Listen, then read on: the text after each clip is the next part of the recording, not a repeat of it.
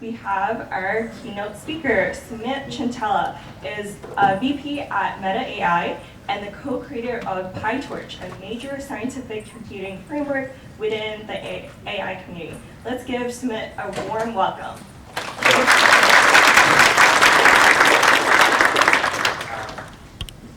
It's a very early morning for me.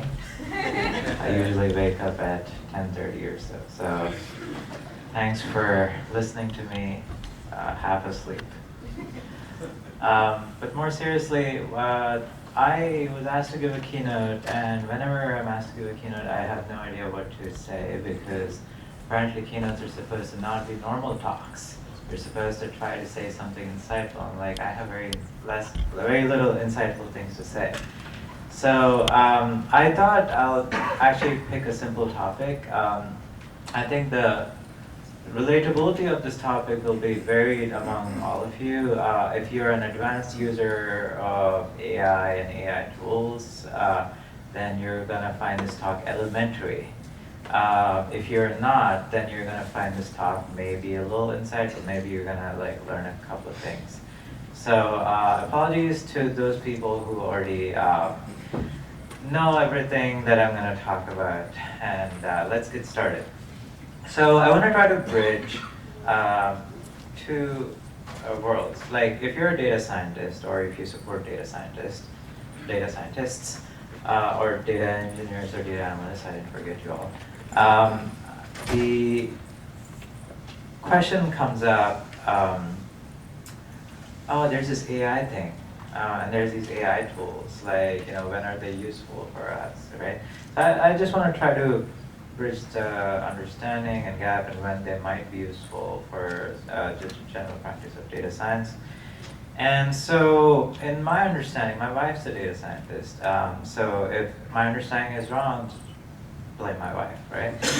So, my understanding is data scientist is mostly trying to help you make decisions using data in a very robust and scientific way, versus AI is, oh, you put some input into a model and came out a prediction, and in very limited cases within the field of AI, you think about robustness. So obviously I needed a meme where, someone is like, hey, I need to find out what's wrong with the factory slowing down, and someone says, let's use deep learning, and someone says, oh, let's use AGI, and then the one poor schmuck says, oh, you should just carefully look at the data and root cause what the problem is, and he just gets thrown out. That's where we are as of today, where everyone's just like, AI. I mean, you look at the number of times AI is used by every tech CEO, including probably a lot of our employers, and you kind of see the hype. And also, I think it's somewhat not their fault in that because AI is getting so popular, a lot of customers, businesses who are more traditional, who don't really understand technology, they are understanding the word AI and being like, well, I heard AI is cool, tell me more. So it's roughly what's happening. So, but robust data science is very different from what people are calling AI, and that's my understanding. And so in AI, just to bridge the world to people mostly who work in data science, a lot of research progress has happened on, oh, it seems to work. Great, let's publish it. And then let's use it in the real world in many cases. And this has actually helped make progress. I kid you not, we basically come from, these pictures don't look that good yet.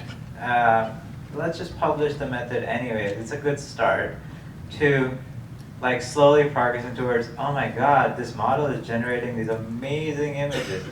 No idea how or why or what or whatever, right? So it is, I would say, very clearly an experimental science in its purest form. So But like to be very clear, it works. Like progress in AI has been made in a lot of places where verifiability of whether something is working is not related to some abstract thing, but it's actually grounded very likely in human capabilities. So generating images, videos, text, even in the non-generation cases like classifying, detecting various things.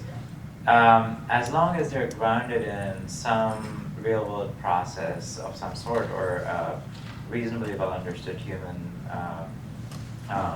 human capabilities, then progress has been made. Where you need more robust analysis, like for example, like in let's say like in radiology or something like where like you actually need to have explainability, you need to have a robust understanding of why the AI predicted something. We haven't actually made that much progress. Like, yes, like people have published AI models that are like, oh, this is like better than like expert doctors at X, but like mostly it has been fluff because if you actually look in practice, it turns out it's not robust in a way that can be integrated into human society where radiologists like do their work.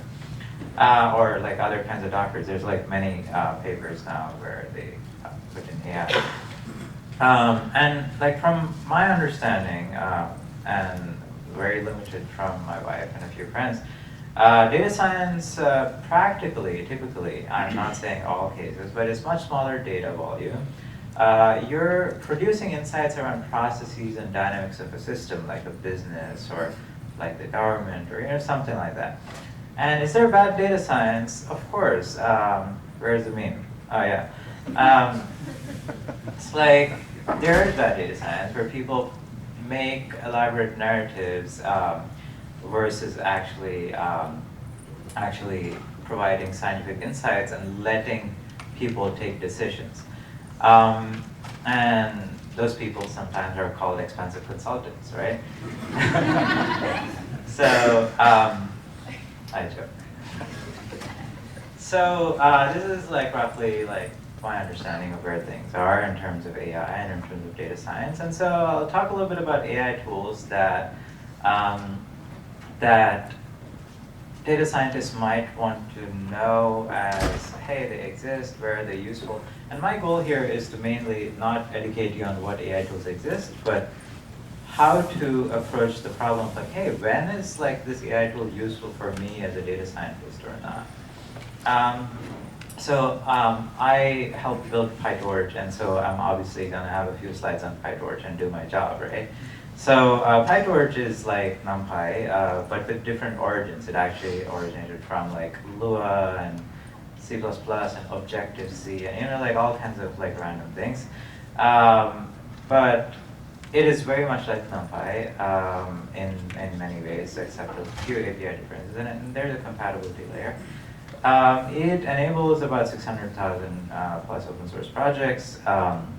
It is probably the most popular tool in AI research by a large amount. I think we see like 60% of AI research papers use PyTorch, and the second closest tool is like 5% market share. So it's reasonably popular. And it powers the AI industry as well. We see this in like number of people advertising for like PyTorch jobs and stuff. And our forums do get very popular. We get about 2,000 posts a month, and it's very fun trying to like support everyone at that scale. If you want to understand any of the stuff like PyTorch or anything, you can find me later today. I'm happy to chat. If I see like in this conference, there's a lot of like open source builders who build their own tools, so I'm happy to chat with many things. So how does PyTorch come into data science and maybe help? Well, as of the latest version of PyTorch, which we released last month, PyTorch is a compiler to make things faster, both on the CPU and the GPU. And we added NumPy compatibility. So like you can not even know PyTorch, like just you have never touched PyTorch, you don't know what it is. Just pip install torch, and then on your NumPy code, just add the @torch.compile. similar to Numba. It produces reasonably fast code. The nice thing is it also allows you to integrate, if you have a GPU, you can actually have your NumPy code seamlessly run on the GPU without, again, having to know anything about the GPU. It can trace through arbitrary NumPy code, and whenever it doesn't know what to do, it will just fall back to using NumPy. So it's like fairly robust in giving you the right thing. And for example, here's like, you write a k-means in NumPy and then you just compile it. And on the CPU, it's just faster than NumPy after you compile it by 57 times. Obviously, this is a toy example. But like your mileage may vary, and you can actually seamlessly use the GPU. Here's like showing how you basically write a tiny amount of like additional couple of lines, and then suddenly your NumPy code becomes GPU ready, and you get like 200 times speed up. And here's some micro benchmarks that Mario from Quantside did, and doing LDA, like the LDA from, I think like it was from SciPy, and they just saw that like as soon as you added the PyTorch compile on it, it just became dramatically faster on the CPU and even more faster on the GPU. So if you have data science code that seems to be running slow, most likely it's your fault because you wrote bad code. There are chances that we might help if your bad code is not so bad that even our compiler can't understand. So the other tool I want to talk about is JAX. It's actually a very straightforward re-implementation of NumPy. It basically remaps NumPy API to the XLA compiler by Google, and it also targets GPUs and TPUs. And I conveniently just screenshotted Matt Johnson's talk on YouTube to save myself and creating an actual slide. But Matt Johnson is the lead developer of JAX. The idea there is similar to torch.compile that I showed you earlier. JAX has a couple of things like JIT and PMAP, and basically you can just JIT your like NumPy function, and it'll just trace through your NumPy function, and it will compile it, and you get a function, and then you can run it, and it'll run much faster than base NumPy. So JAX is also fairly seamless to use, especially for data science stuff.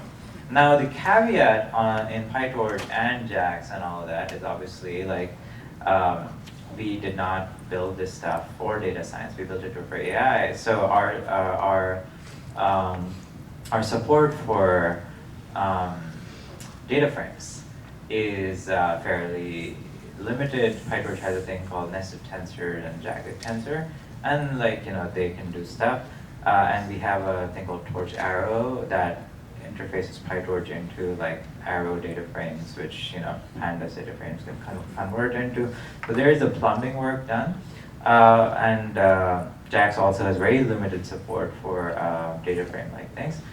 But where it is right and where like you're clearly, I think like to give sound advice, let's say you have a data science organization that's fairly large and you have a bunch of proprietary functions or pipelines that you run very frequently, and you want to speed those up because at some reasonable scale you get those benefits, then you can look into maybe using PyTorch or JAX to write those parts to get speed ups across your organization. I think that would be probably one of the clearest ways in which you get benefits from using AI tools. But ad hoc, you can also like try and pick up these skills so that you can use these tools when you feel like even if your data science workflow is likely to Okay, then obviously I said GPUs. Well, PyTorch and JAX like really got popular because they support GPUs and then eventually GPUs. Well, like, okay, GPUs, cool. What's the fundamental value proposition? Why do AI people go gung-ho about GPUs? And why did NVIDIA's stock price go up so much? Why didn't we buy a little bit of it? First is GPUs are parallel processors. So they do faster parallel processing. And second is they have higher memory bandwidth. If you want to basically do some operation, you need to shuffle it from memory into the CPU and do some operation and then put it back into memory. And similarly, if you're doing it on a GPU, you take it from memory, put it onto the GPU, from main memory, put it on the GPU register, and then put it back in the GPU main memory. Now, GPUs can move memory much faster than CPUs can because the kind of memory and the kind of blocking of the memory is just makes it higher bandwidth. So if generally, just by definition of what I said, if you're not doing tiny workloads where you're like doing an operation over 4 elements or 10 elements, or if you have like say 10,000 data points or so, and anything above that, then actually by design your GPU is going to be faster at doing everything versus the CPU, unless you're doing very branchy operations. Like, so GPUs are not very good at not being parallel. If you try to do sequential stuff on such a massive parallel processor, it will just be slower than your CPU is going to be. So that's like how you can think of where you really want to use GPUs and where you like shouldn't be thinking about using GPUs. NVIDIA actually wrote a data science package for GPUs called, ecosystem, called Rapids. And I'm sure most of the room already knows this, but it was something, if I didn't put it, it'll look odd. Okay. All right, so the second topic I want to talk about is the hot stuff, right? Like these days, AI, LLMs, oh my God, GPT, it's amazing. Okay, so my goal here is to try to give you all a mental model of where you should be using LLMs and how you should be using them, and where you shouldn't be using them. Like that's really my end goal. So I want to help you build a mental model on LLMs.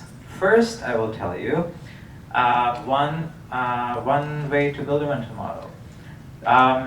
So think of LLMs as like you have unlimited, maybe 1,000 limited intelligence, large knowledge, good and eloquent communicators trying to help you. So they are of limited intelligence. So if you, for example, are trying to give them a task that requires reasoning, especially advanced reasoning, anything more than basic reasoning, they will not work. They will be very eloquent. They will be very good at communicating back to you that they have found an effective solution and that they're going to give you a whole line of reasoning on why the answer is correct. But it's going to be exactly like when you went to an exam in, I don't know, I did in 8th grade and I didn't know the answer and I made shit up. I was like, I will write some answer and then I will work backwards to how this answer can feel like correct. I want to fool my teacher. That's like, I mean, LLMs, their objective function is to just like predict an answer that you think looks right, not that is actually grounded to being right. So that is the first thing.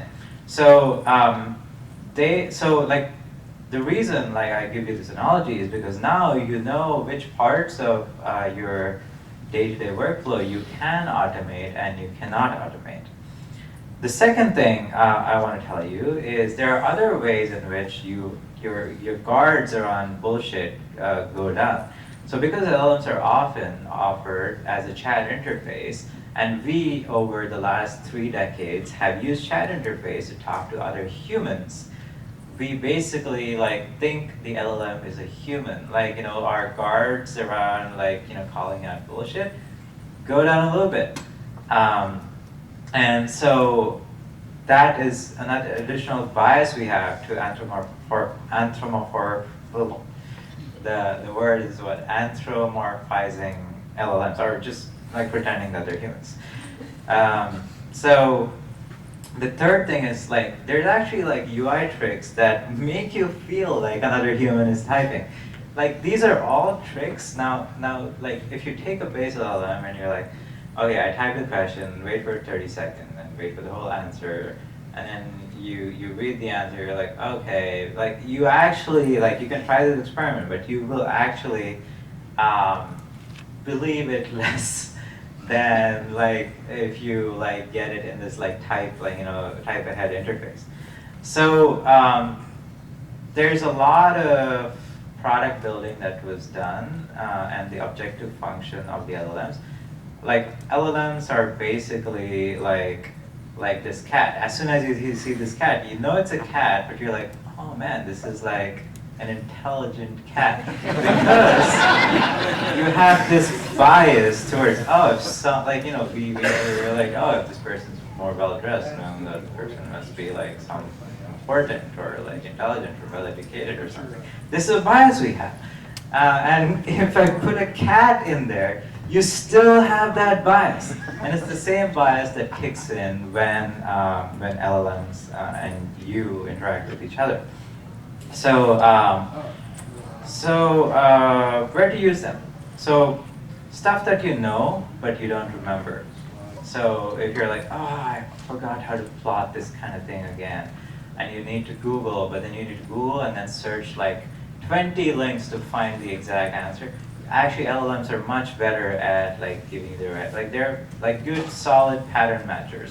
They're able to those 1,000 dogs are searching on the internet for the exact answer and then like putting your situation into those answers and seeing if it works out and giving you like a very eloquent answer.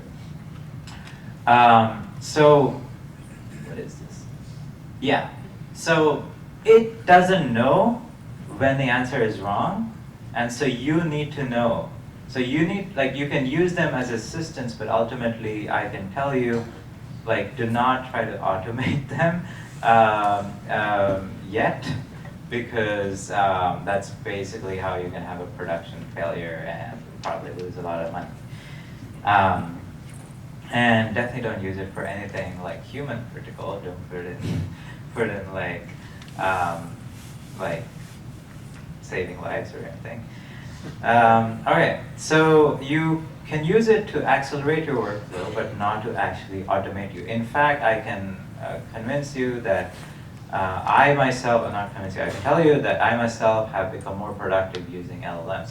Yesterday I was writing a research paper, and actually we were co-authoring a research paper. One of my students wrote an introduction.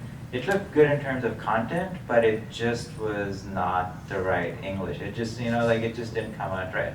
I just gave it to ChatGPT. I'm like, rewrite the same thing, but like more eloquently. And it was fantastic. I cannot tell you how much better it was than if I could have written it. So there are things that it does well that you should use it for, but be aware of where it doesn't do well. You can use it for brainstorming. It's like Google search, but better. You can use it maybe for baseline work. Actually, ChatGPT now has this like code interpreter that lets you do basic data analysis in data science. It'll do some amount of work that amounts to like using a bunch of Stack Overflow like snippets and then throwing your code into it and seeing what happens. Searching for personalized answers, but faster. It's like a more effective Google search, as I said. Where you don't have to search for similar situation as yours by going to a bunch of links and being like, oh my god, like user 4567, what did you know that why did you reply back for the answer? So that kind of stuff, everyone has done oh yeah, I've Googled an hour for the answer. Like this is like standard answer for people over the last decade or two, right? That Googling for an hour can become, oh, I asked ChatGPT and it found the right answer. And there are products like Perplexity, Bard, Bing Search that augment LLMs with retrieval, so that the amount of scope the LLMs have to hallucinate an answer versus like having citations where you can actually go click through, or so it's more limited in the way it can give a wrong answer. So they're more effective in terms of you having a productive use of them. You can actually, again, like I want to repeat, like you can get fooled by like someone was like, oh, you asked GPT draw a unicorn in ticks, which is like this, LaTeX like language, right? LaTeX diagram language, and it's like, oh, it drew a unicorn. It must be so intelligent because it's starting to like do all kinds of no one has drawn a unicorn in ticks before, and like it's able to do that, which means it understands the body of a unicorn and it's able to map it to like LaTeX diagram language. It turns out there's people on the internet who build like animals in LaTeX. So, and it is definitely using that as training data. And I've seen the training data for these LLMs. It's all kinds of crazy. I mean, like the internet is vast, and like I don't think we as humans by default comprehend it. And it's really important to understand that a lot of stuff exists, and don't get fooled on knowledge versus reasoning, like the difference. And there's like an actual website which keeps doing this every day. It's like, okay, like if I asked it to draw a unicorn and tick, what did it give me today? And every day it's like different. So,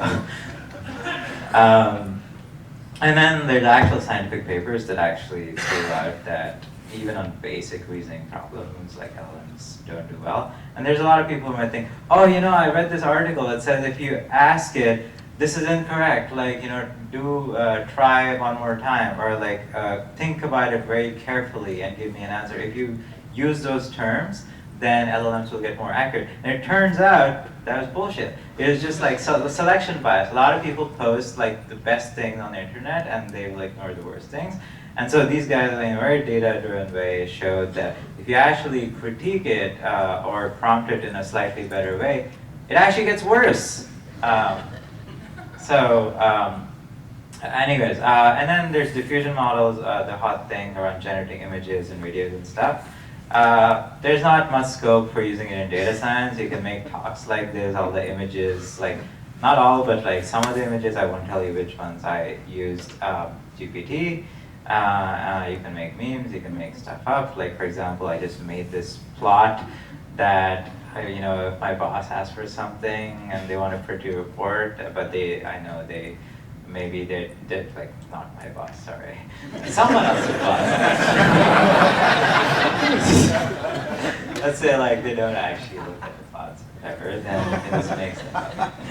All right, that's it on my side.